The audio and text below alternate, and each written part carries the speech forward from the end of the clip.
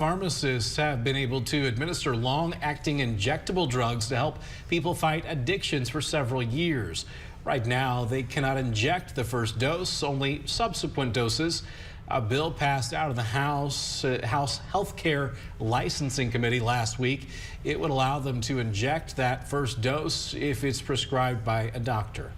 By allowing pharmacists to administer the first injection of long-acting injectable medications for substance use disorder treatment, access to these medications can be expanded.